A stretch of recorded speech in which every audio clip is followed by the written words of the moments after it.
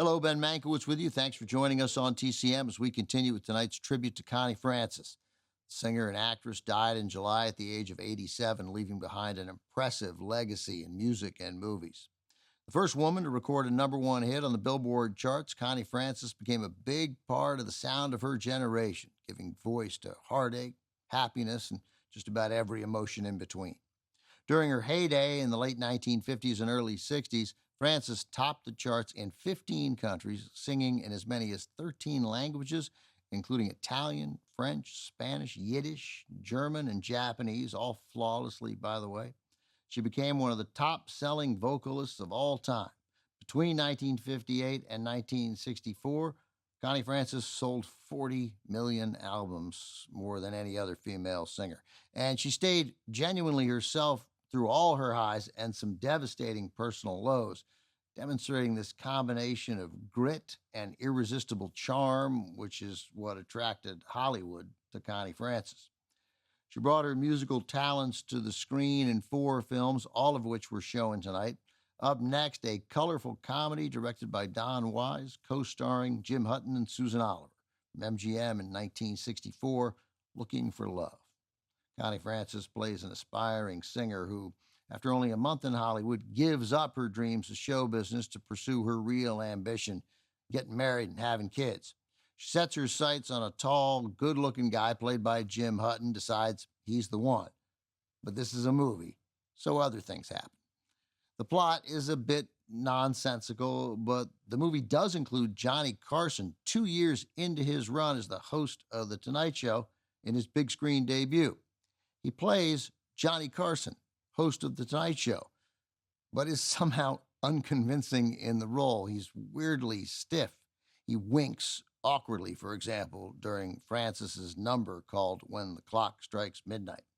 In 1987, the only really great TV critics who ever lived, Gene Siskel and Roger Ebert, appeared on The Tonight Show to review Looking for Love. Mostly, they made fun of Carson, who said he made the movie because the studio offered him $20,000, and that was just too much to turn down in the early days of his show. Carson used to joke that the movie was so bad it was transferred to flammable nitrate stock. Anyone who delivers a solid nitrate film joke deserves a place in the TCM Hall of Fame. Anyway, the movie is fun, and Connie Francis is always worth watching and listening to. From 1964, produced by Joe Pasternak, with a cast that forms something of a Where the Boys Are reunion.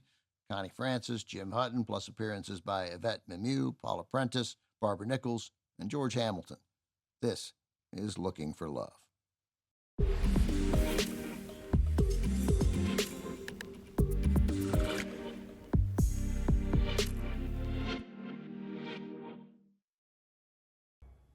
One of the most commercially successful female vocalists of all time, Connie Francis mostly sang about love, but her personal life was full of heartbreak.